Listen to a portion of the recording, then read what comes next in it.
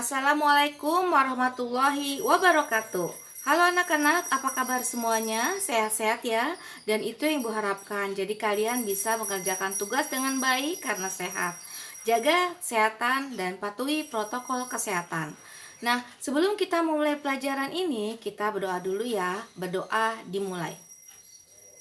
Selesai. Nah, minggu yang lalu kita telah belajar tentang sel elektrokimia, yaitu kita belajar di mana belajar tentang reduksi oksidasi untuk mengetahui oksidator dan reduktor. Nah, ini adalah kelanjutannya. Kita belajar sel elektrokimia. Sebelum belajar elektrokimia, kita harus tahu dulu apa itu tujuan dari pembelajarannya. Tujuan dari pembelajaran elektrokimia adalah satu, menganalisis proses yang terjadi dalam sel volta dan menjelaskan kegunaannya. Kedua, merancang sel volta dengan menggunakan bahan di sekitar. Dan ketiga, menghitung besaran-besaran yang terkait sel elektrolisis dan menyajikan rancangan prosedur penyembuhan benda dari logam dengan ketebalan lapisan dan luas tertentu. Nah, demikian ya tujuan pembelajaran sel elektrokimia. Kita belajar ya, mulai, yuk. Nah, sekarang kita belajar tentang sel elektrokimia. Apa itu sel elektrokimia? Sel elektrokimia itu adalah bagian ilmu kimia ya, yang mempelajari tentang kimia listrik. Sebenarnya listrik ini ya. Jadi bagian dari ilmu kimia yang mempelajari tentang listrik atau tentang termodinamika itu kalau fisika. Nah, sekarang sel elektrokimia itu adalah dibagi menjadi dua, yaitu sel volta dan sel elektrolisis. Nah, sel volta itu dan sel elektrolisis itu mempunyai persamaan di mana elektroda sama dengan katode anode dan menggunakan larutan elektrolit. Nah, katodenya bertindak reduksi, anodenya sebagai oksidasi. Nah, itu persamaannya. Nah, perbedaannya adalah kimia sel volta energi kimia menjadi listrik. Nah, kalau redoknya bersifat spontan, artinya plus. Nah, kalau katodenya bertindak positif, anodenya negatif. Kalau elektrolisis, energi listrik menjadi kimia. Nah, reaksi redok tidak spontan atau minus. Nah, katodenya adalah min dan anodenya adalah plus. Nah, itu adalah perbedaannya. Jadi sel volta itu dan perbedaannya adalah spontan dan tidak spontan. Nah, kimia menjadi listrik dan listrik menjadi kimia. Nah, sekarang bagaimana tentang materi potensial reduksi sendiri. Nah, potensial reduksi standar adalah potensialnya sel yang diukur pada keadaan standar atau suhu 25 derajat Celcius dengan konsentrasi setiap produk dan reaktan dalam larutan 1 M dan tekanan gas setiap produk dan reaktan 1 atmosfer. Disebut potensial sel standar atau potensial sel. Yang rumusnya potensial sel adalah sama dengan potensial katode atau reduksi dikurang potensial anode atau oksidasi. Nah, lalu apa itu deret volta? Nah, deret volta ini adalah urutan unsur-unsur logam pada tabel potensial elektroda standar, disebut juga deret elektrokimia atau deret volta. Nah, itu adalah deret volta ya, dimulai dengan golongan pertama Li sampai ke AU. Dengan golongan pertama, kedua, dan sampai AU. Nah, kemudian deret volta. Deret volta sendiri itu mempunyai ciri-ciri di mana reaktivitas unsur logam semakin berkurang dari kiri ke kanan. Nah, sifat reduktor atau daya reduksi logam semakin berkurang dari kiri ke kanan.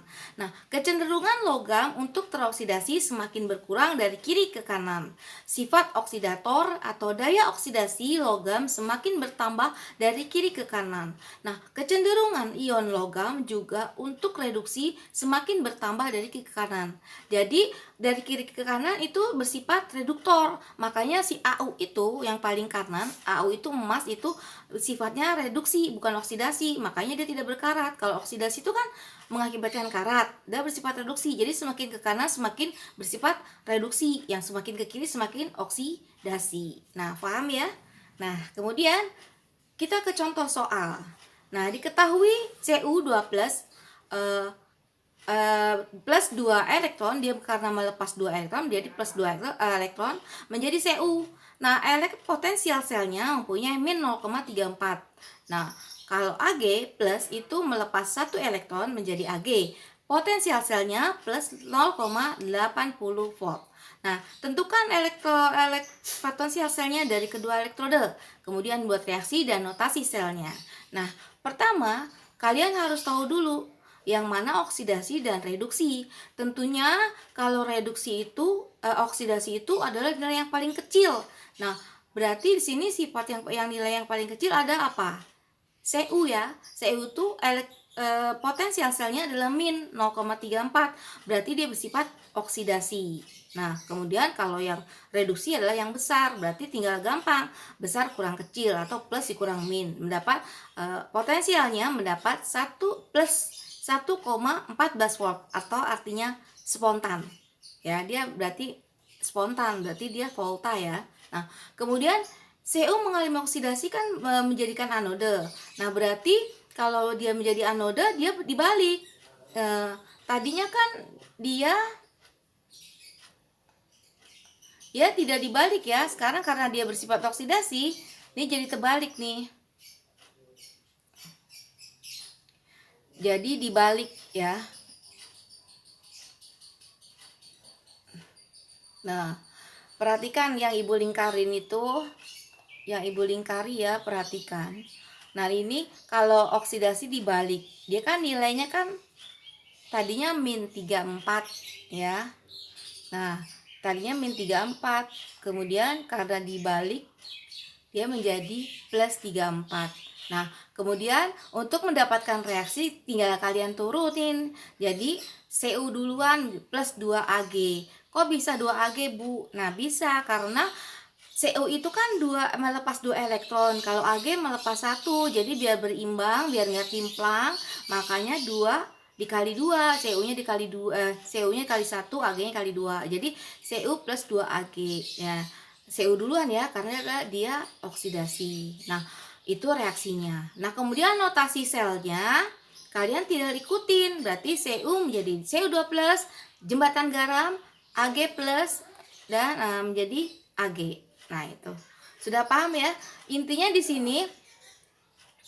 sini kalian harus hafal bagaimana mana yang oksidasi, reduksi. Jadi kalau cara cepatnya adalah kalian harus tahu yang nilainya lebih kecil itu adalah oksidasi, yang lebih besar itu otomatis reduksi. Jadi kalian dulukan oksidasi dulu. Nah, ketika kalian dulukan berarti kan jadi plus. Nah, berarti tinggal dibalik ya. Kalau misalkan dia dibalik berarti menjadi ditambah, tinggal berarti 1,14 volt plus. Berarti kalau plus 1,14 volt itu berarti dia reaksi spontan ya. Nah, kemudian notasi selnya notasi selnya adalah Cu2+. Nah, untuk mengetahui dia oksidasi dari mana? Lihat itu deret volta. Nah, deret volta itu Cu sama Ag. Kalau dia kalau Cu itu kan ini ya. Cu itu sebelum Ag nih. Kalian ingat bahwa semakin ke kanan itu bersifat reduksi, semakin ke kiri oksidasi. Berarti kalau Cu itu berarti kan dia sebelah kirinya Ag, berarti dia oksidasi. Nah, kalau Ag itu kan positif sebelah sana, berarti dia sebelah kanan, berarti dia reduksi. Nah, jadi yang menentukan reduksi itu adalah Ag, kita lihat juga melalui deret volta. Tapi sebaiknya lihat deret volta ya, karena suka-suka kalian keliru. Yang mana reduksi, mana oksidasi. Intinya oksidasi itu sebelah kiri, reduksi sebelah kanan. Jadi kalau Cu itu kan sebelah kirinya Ag. Nah, berarti dia oksidasi. Kalau Ag itu kan sebelah kanannya, berarti dia reduksi ya. Nah, Ibu anggap paham ya, sudah ngerti semua tentang bagaimana penentuan potensial sel pada sel volta ini, menentukan reaksinya, jumlah potensial selnya dan notasi selnya. Ibu anggap paham. Kalau belum paham, kalian bisa bertanya dengan Ibu melalui WA, dan kalian bisa mengerjakan latihan untuk lebih mengertinya. Intinya bahwa untuk menjawab ini kalian harus tahu letak reduksi dan oksidasinya. Jika kalian hafal dengan deret volta atau setidaknya melihat deret volta, kalian bisa menentukan mana yang oksidasi, mana yang reduksi. Walaupun dengan secara singkat yang kecil itu adalah oksidasi, tetapi lebih baik kalian bisa melihat deret volta biar jelas bahwa mana oksidasi dan reduksinya. Nah, Ibu cukupkan sekian. Semoga kalian paham dengan semua ini dan bermanfaat tentunya. Kita ucapkan alhamdulillahirrabbilalamin. Terima kasih untuk perhatiannya. Ibu ucapkan wassalamualaikum warahmatullahi wabarakatuh.